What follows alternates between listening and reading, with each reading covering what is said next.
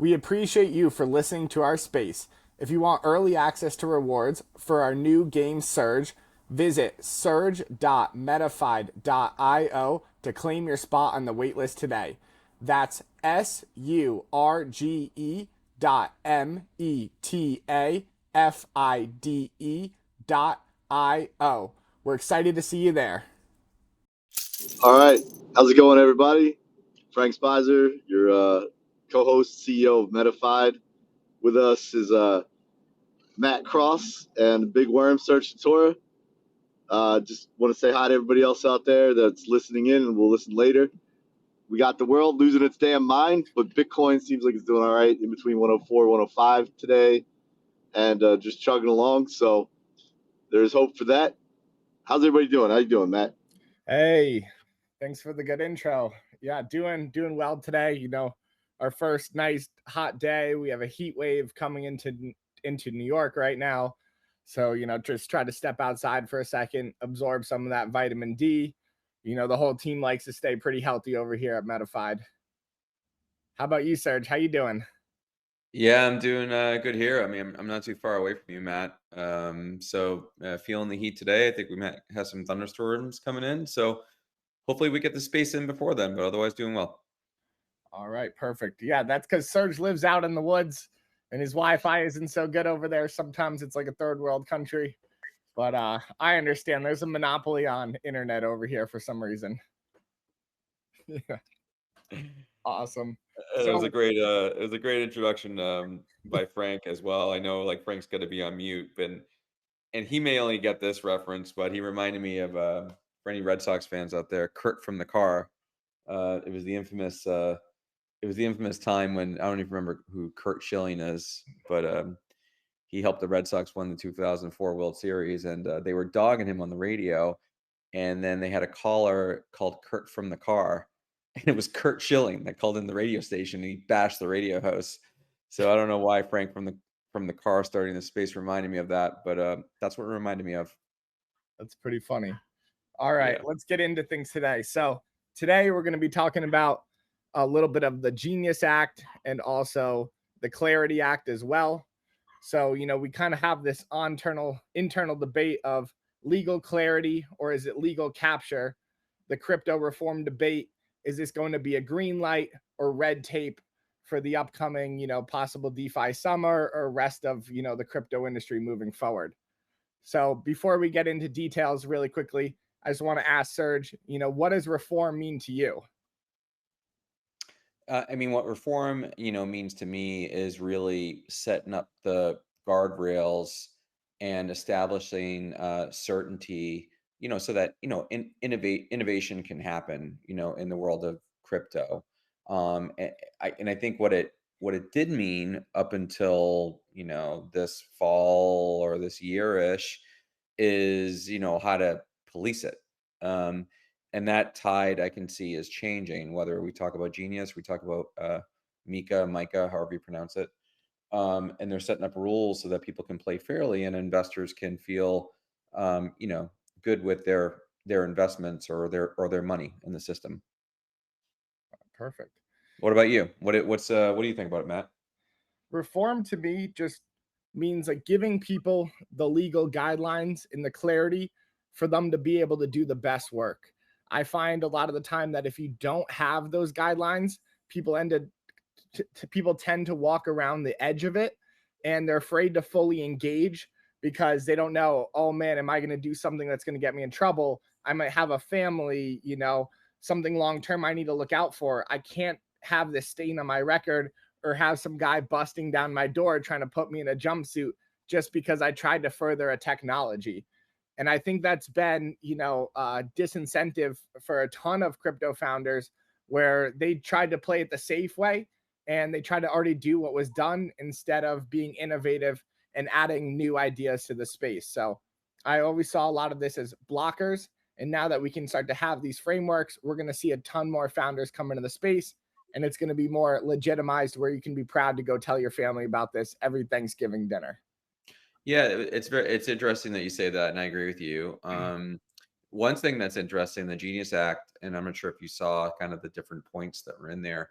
there's a 3-year safe harbor for companies, specifically, I think specifically for stablecoin, anyone dealing in stablecoin, um, to move to DeFi.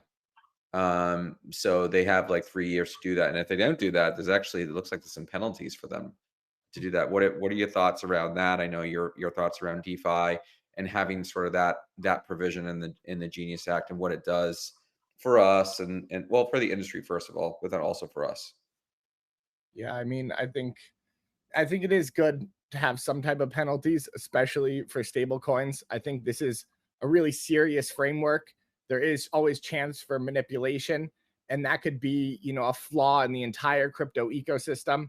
If we're using these stable coins to, back certain liquidity pools, and then one day we found out, oh no, this coin isn't backed one for one, and then you have everybody pulling out of an asset trying to sell into that pool as fast as possible, and then you end up with usually some type of impermanent loss where you could be holding that bad stable coin, and next thing you know, the entire thing depegs, it crashes, and you try to go to redeem it, and the asset you get back is maybe worth 20 cents on the dollar.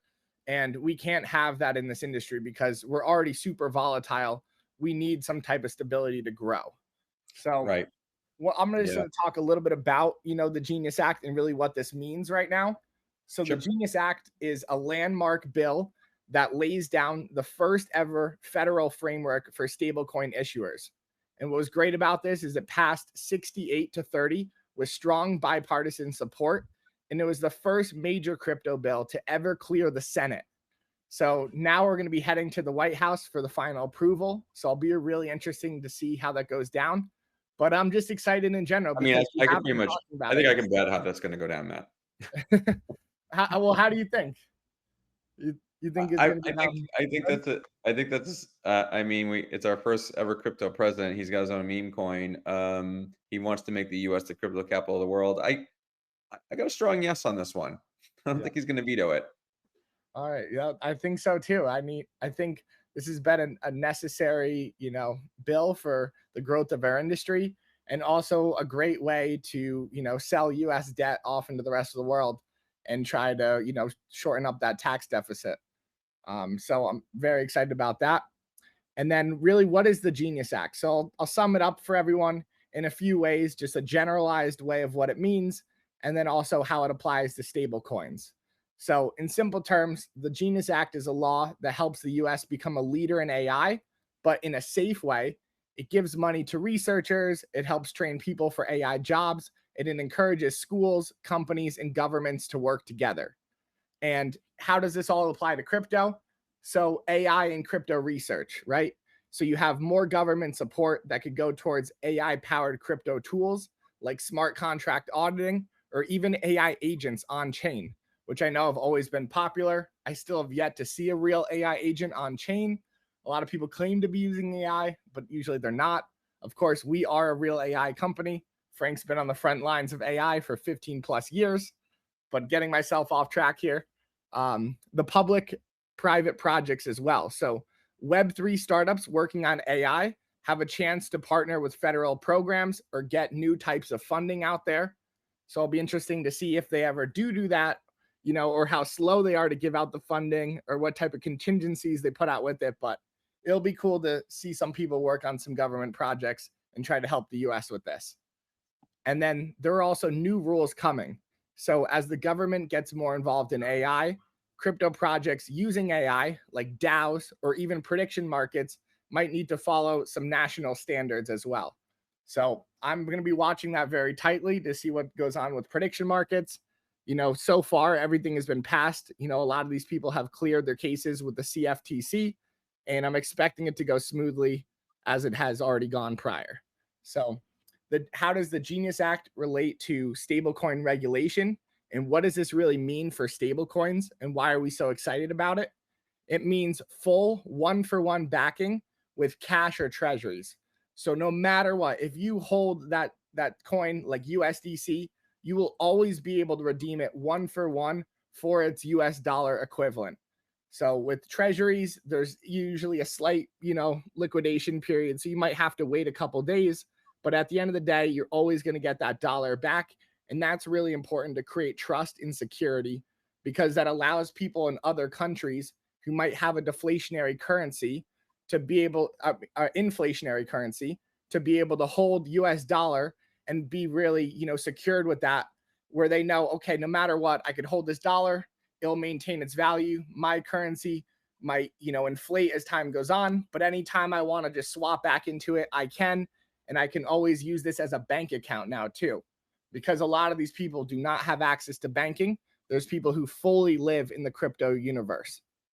Another interesting thing about this Yeah, I is, mean, just on that real quick, I mean, think about, like, having that stability there, right? Anyone that has, like, a stock brokerage account, right? When you sell your stocks, right, they go into like a cash kind of sweep account. Just imagine if that wasn't stable. If you sold like a stock and you wanted to get a gain and you put in to say, I want to recognize my gain here, and you put into a cash account, then all of a sudden cratered the next day. yeah, It'd be a pretty crappy scenario, right? For anyone that has brokerage accounts out there. it is true. So having this stability is that they talk about this as the bridge, right, Matt? Mhm. And so before you can get into any, any other tokens like even Bitcoin, right, that can appreciate in value, you need a strong, stable bridge to kind of fall back into. So you can have like your dry powder like nearby, and that's kind of what this represents. Also clears the way for, think about it, payments, remittances, payroll. If you want to pay people, trading, having stability there means you have more stability in terms of how those transactions happen. Yep, exactly. And no one also, Also, can you guys hear me? Sorry to yeah, we interrupt. can hear you. But taking into account, we know someone right now who's going through a situation where a bank errantly froze their assets on a mistake they made, and is one of like those unfortunate incidents where now he's going through all this red tape to get his own money out of the bank and spend it on a way that he wants to spend it, and he's going through all this red tape and processes that if it was just in a crypto account at his own discretion, he would be able to spend that money and he wouldn't have to deal with arbitrary subjective things that banks do. Banks aren't always your friends, and we've seen that. So it's for the bankless as well as the bank dissatisfied, and I think there's a growing contingent of people in the country and in the world where banks aren't necessarily serving them either, because banks are made to try to keep deposits in and stop people from taking capital out, right? Yep, exactly. Can't trust these banks. That's the whole point of Web3, is to, have self ownership of that money. Although it is a ton of responsibility when you're carrying around a bunch of cash on, a cold storage device. But, Not your keys, not your crypto, though. exactly, not your keys, not your crypto. It's the first step in, I think, becoming financially responsible. So, another thing talking about financial responsibility is there's going to be mandatory audits for these large issuers. So, there's going to be no more USDT, who's been hiding away, only doing one audit a year. Auditors suspiciously get fired over there. That won't stand anymore. They're going to be like, hey, if you guys want to be using this in the US, we need to be looking into that and seeing what assets you're actually holding. And I think that's going to create a lot of comfort for everybody in this space. And I also think that's going to help USDC a ton, because USDC has always been super transparent about their holdings. At one point, they were going to file for this IPO, and when they were putting out their holdings every single month to make sure that they could be as compliant as possible as they got ready for it. And then there's also going to be some things around, AML compliance. So there's going to be, robust capital requirements. They're going to be making sure that this money doesn't get used to fund, terrorism or other illegal activities around the world, that it's not getting washed through certain exchanges. And I think that's a positive thing at the end of the day, because crypto is just like cash. You can't really control what happens with it, but a lot of the time you can, on these chains, see where it's going, and you can monitor those exchanges that might be doing those types of dirtier activities. And I don't think anyone in this world wants to see, an increase of money being sent to terrorists, or, using it for human trafficking. And that's always been a dark stain on the industry, but there's a way to correct this here and make sure everyone's more accountable as well. I do, Matt. You Well, not necessarily. Not necessarily. But I actually don't like it. I'm gonna take a counter position on this one and say I don't like it. Like, just because someone uses money for some reason you don't like doesn't mean you throw the baby out with the bathwater. And I don't like the concept of introducing additional tracking on top of the money and the way it's spent. I think that it opens the door to censorship. And I think we have to, at the onset of this, have to be really careful on making sure that we don't build a way that lets people get tracked better through the use of these stable tokens. Like, it shouldn't be an improvement on cash for tracking and censorship. Like, and I'm really actually a bit worried about that, to be honest with you. I think that, yeah, it's fine to be a bridge between the existing financial system and the improved one, but the improved one isn't going to be much of an improvement if it comes with just a way to isolate, track, and censor people, which is the exact opposite goal of crypto, right? Like, and nobody wants to see pedophiles get funded or terrorists get funded, like, but at the same time, if you're going to be able to turn the tap on and off on people, track them, like, that's less freedom at the end of the day. And I think we learned a lesson from watching governments. It's like, you can't give them power and expect them to do the right thing with it over the long term, right? And then tying your freedom to money is not a great idea, right? Like, I think you need to be able to separate your identity from the money in the system. So on that, I'm on the opposite side of the argument, where I don't like that provision, the tracking and all the other stuff comes with it. And I know people are going to say it's necessarily evil, but I'm telling you right now, we have to keep our eye on it and make sure it's not misused, because it will be. Yeah, I think we said the Patriot Act was also a necessary evil when it came out, right?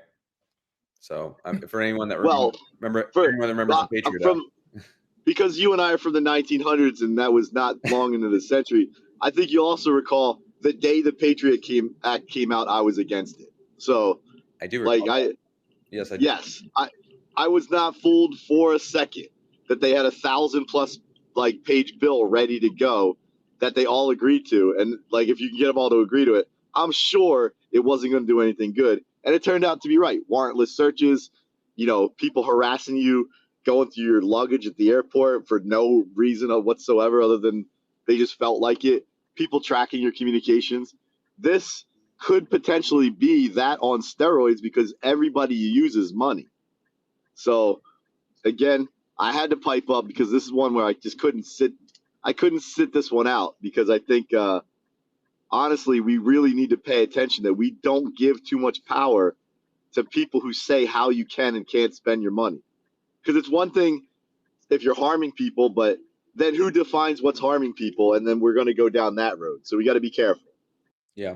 And also terrorism and child trafficking existed before crypto, right?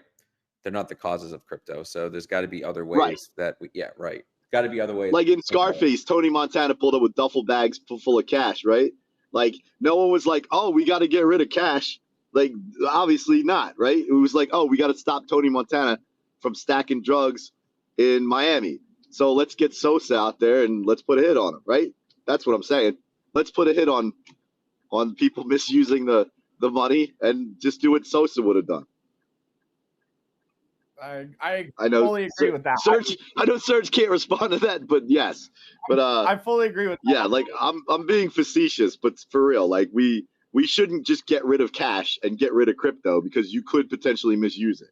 I agree with that. I mean, I've always said, like, I am for anonymity, and I do think any of this could be done with cash. I do think, although we should go after some of these exchanges who we know who have been doing it, and we could do it through various investigations, because at the end of the day, it is terrible when these things go on, but we don't want to create, a bunch of spies out there seeing what you're doing with your cash, constantly asking you questions about what's going on with this asset. But thankfully, we live in a system right now where we always have alternatives to the existing system. So there are ways to go into anonymous stablecoins and anonymous networks where you can still transact fully privately. And we need to make sure that we do always, uphold those systems so that we always give people another option out there. Matt, do you think that things like optimism and like ZK and stuff like that will become more important and more popular now? I do actually believe that. I think, ZK gives you the chance to transact without the knowledge of who's actually doing it. And that is really important to us because if you don't always need to have their identity, these people won't be KYC'd. And we do want to empower, the system that we already have, which has been to be anonymous. But of course, Bitcoin's not always the best option for that, because once someone figures out your address, they can start to chain your identity. They can start to look back through all of your previous transactions. If you've sent it to any exchanges, that wallet's actually KYC'd. And so we do need a few better options out there to continue to do this. So Yeah. possibly, I don't want to live in a world where the government tells me who I can and cannot talk to. Fuck you. Like we're not doing that.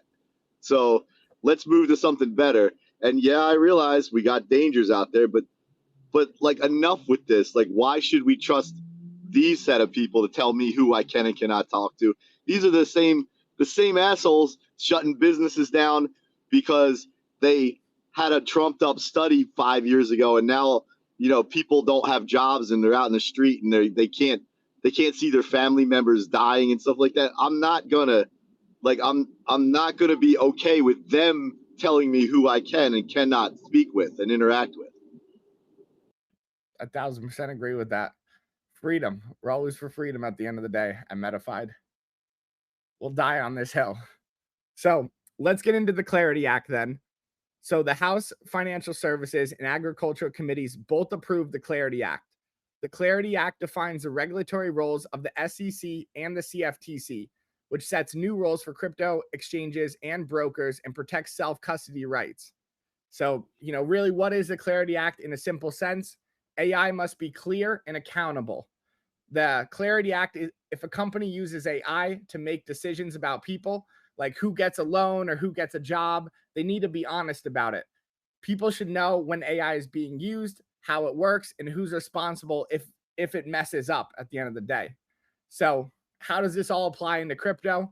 So, we have a transparent AI smart contracts. So, projects using AI on chain for maybe automated governance or DeFi may be required to show how the AI makes decisions. Another thing is the accountability for AI driven DAOs. If an AI is controlled, if a DAO is controlled by an AI and causes financial harm, laws may soon require someone to be legally responsible, which I'm not 100% certain about that one at all. I think that's one of the best parts about having a DAO is you can set things up autonomously and remove away the responsibility. But I do understand some type of line of making sure that some people are accountable, because no one also wants to get scammed at the end of the day and have that guy be able to run off into the island somewhere, live on a boat, and just fuck off with your money. And then another part of this act is privacy and disclosure. So crypto tools using AI for things like trading or personal identity may need to clarify or explain how decisions are made and data is used. And this amendment also clarified that non-controlling blockchain developers won't be classified as money transmitters. And then just one other thing that the Democrats snuck in right at the end is they proposed a change to prevent conflicts of interest linked to Trump, and they want to ban future bailouts of crypto firms, which we are anti-bailout at the end of the day, because no matter what, bailouts have been a tax to the American people through inflation. So just wanted to see, Serge, what are your thoughts around that, the Clarity Act right now? Yeah, I mean, I think it makes sense in terms of just having transparency, right, in transactions or presenting sort of anything to users around AI. I think I not to advertise Metafide, but I'll advertise Metafide. I think we're a very good representation around that, around our AI model and how our community participates with that model. So I think we are very transparent, like around that. And I think that all this is saying is that, hey, you can't pawn something off as like your work or something that was a loan that was approved by people on your team when AI was involved. And AI models, they all have biases, right? There is such a thing as an AI model bias. So I think having that transparency there, it's a good first step. I love that, the last thing in there in terms of no bailouts. I hate bailouts as well.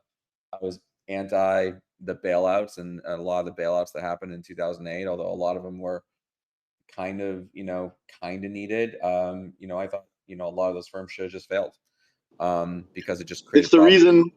It's the reason. If you look in the initial Genesis block, it's Satoshi's reason for Bitcoin. Yep. He talks about QE2 and how it shouldn't happen. So like after you get off the space here, go look up the Genesis block for Bitcoin. It's the reason for Bitcoin. Right. Yeah, I'm very anti bailout at the end of the day. I think bailouts have just, put people at a disadvantage, and they've allowed these, asset managers of these large funds who have failed to competitively gain an advantage back on the people, because all of a sudden, oh man, the market's crashing. All these people exit their positions. All these assets are distressed on the market. Some of these people receive a bailout, and they end up buying up those assets at a cheap price after retail ditched them. And next thing you know, 10 years from now, they're back on top of the market as one of the largest asset holders, because they were able to scare the people out and absorb all those assets that people dumped. And so usually at the end of the day, guys like you and me eat that through inflation. And a lot of Hmm. people don't understand how inflation affects them, and they don't get to see the numbers cumulative over time. So they don't know, oh man, in 10 years, the price of this apple has gone up $3. Even though, it seems like, oh, the market's better and everything like that. I'm constantly paying more each day for my groceries because of these assholes who didn't really care about it. And they said, hey, I just want another house in the Hamptons or a nice dinner. Like, who cares how big our position is? If it fucks up, the big daddy bank's going to bail us out at the end of the day. And that's a terrible mentality these people have. Yep. There's a saying called "death by 1,000 cuts." It's like death by millions and millions of cuts, and Exactly. the cuts are all cutting us. All right, let's talk about some good news here in the last couple minutes. So, how is the market reacting to this news? So, one of the awesome things is, if anyone looked today, the Circle stock price is about to pass $200 per share. It's up 33.82% today, which is amazing. And I think as soon as you see, of course, this bill continue to pass, you're going to see that rocket even further right now. And so I would say stablecoins have gone mainstream. You have retail investors piling in like no other now. And this is going to continue to help grow out the rest of the industry. BTC right now is steadily holding at 104K, despite, everything else that's going on in the world. Bitcoin's always been strong. This seems like we've had a good threshold here for quite some time now. I'm only expecting it to go up from here. Serge, what are some of the people saying around you with this, recent bills passing? What are you hearing? I mean, not a lot of people in the mainstream, at least that I interact with, are really talking about it, to be honest with you. I don't think it's hit them yet. Um, but anyone that dabbles, in crypto, is invested in crypto. I mean, certainly there's excitement there. Um, I will say yes, Circle. I mean, just amazing rise for Circle. Although today the markets are closed, but yeah, amazing run up since its IPO. Bitcoin also, like the fact that it's at 104. People like, okay, well, why didn't it jump up after the Genius Act? Well, it could have gone down a lot, but I think like what's affecting a lot of assets right now, not just crypto but other markets, is obviously what's happening between Israel and Iran right now. So anytime turmoil like that happens, it rattles markets, it rattles things that are air quotes risky. But the fact that Bitcoin's actually holding strong despite this world of wars we have happening right now, that's a good sign. It's a Yep. good sign. So when we get some clarity there, I think things are going to jump back up. That is cool. And I do have some information too about, because I asked one of my friends the other day who works at a large asset manager, what does everyone think about, the Genius Act? And he said, hey, people are slow to catch up with it. He said, a lot of these people that he works with, they're dinosaurs. They're afraid to move fast. And that's rightfully so, because some of these people, can't adapt. They're afraid of losing their jobs at the end of the day. And these large asset managers also sometimes see it as being a Trump debate where they don't want to support the Republican Party. You also have some of these firms that are more global, where they have US and European executives, and the Europeans aren't as excited as the Americans. They want to slow it down. And a lot of this too relates to, US stable coins are a way for us to sell, our debt into foreign markets. And a lot of those Europeans don't want to see the US succeed as much as we do right now. And so it's interesting to see how these bigger firms are reacting to it. There's no incentive for them to move fast. But on the good side of news, we did hear they're building out APIs for banks to accept stable coins. And it's also really good for banks because it can help eliminate fraud, which has also eaten up a ton of their business. So there are some positives there moving forward. And I'm looking for, what's going to happen in the next 3 months is going to be really interesting to me. Likewise. So let's wrap things up over here. We don't have any community questions today. Was digging through the AMA with Fide. You guys need to throw some more questions in there so that we have some more for next time. And I just wanted to put out a reminder for everyone that in our Discord group right now, it's free to enter. We have a game called Range Finder. You can put your predictive high and low boundary for the asset for the day, and you can win daily prizes of USDC. And then the second most important thing is we need you guys to sign up for our wait list. So everything's coming. It's going to be the greatest storm in all of history, the best wave. Just get ready, share it with a few of your friends, get everyone excited. I want to see more signups on there because, there's going to be no time. All of a sudden it's going to come out and you're going to wish that you were sitting there waiting for it. Appreciate all you guys for joining today. Good to see some of the similar faces in here. And have a happy rest of your Thursday. Take care, Happy everyone. Thursday, all. We appreciate you for listening to our space. If you want early access to rewards for our new game Surge, visit surge.metafide.io to claim your spot on the waitlist today. That's surge.metafide.io. We're excited to see you there.